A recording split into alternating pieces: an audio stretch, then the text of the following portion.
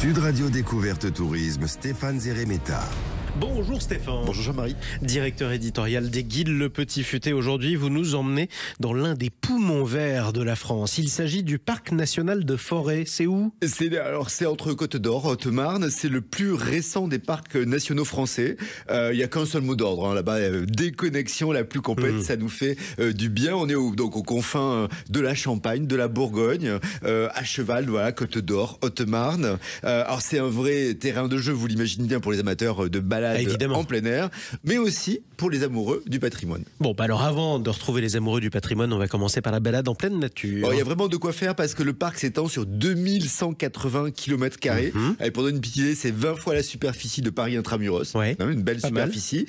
550 km de sentiers qui sillonnent ce territoire. C'est des forêts, des prairies, des marais. Au fil des randonnées, on va croiser plein de trésors naturels. Je pense notamment à la Tuffière de Roland-Pont. La Tuffière.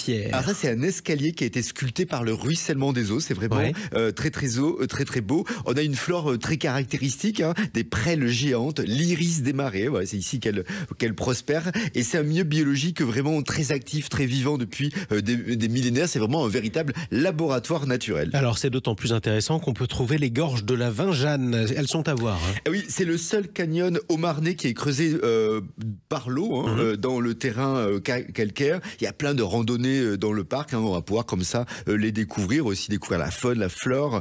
Alors on va croiser au fil de nos balades des chevreuils, des cerfs, des chats forestiers. Bon, c'est comme un chat mais en version sauvage, donc on peut être un peu moins câlin.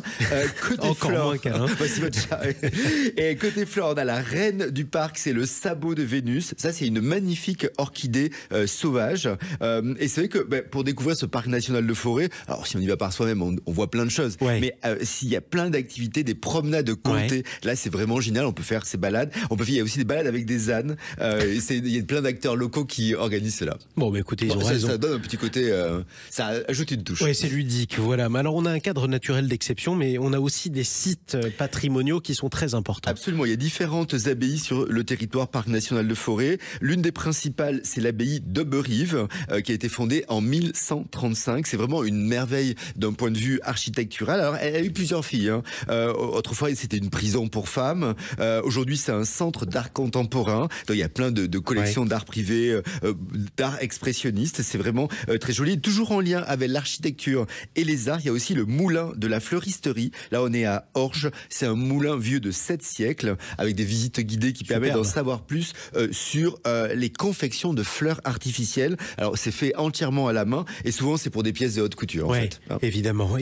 Alors, on s'arrête aussi dans de beaux villages ?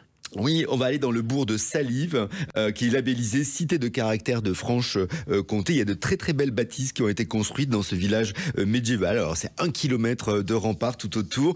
On va se balader dans les ruelles. Il y a un puits fortifié du XIVe siècle, des vestiges d'un ancien donjon, une église romane du XIe siècle. Il y a aussi la rivière de la Tille qui alimente un lavoir, le plus récent, c'est 19e siècle. Et il y a aussi une petite grotte. Moi j'ai beaucoup aimé, en fait, il y a une multitude de pierres brillantes qui créent un jeu de lumière.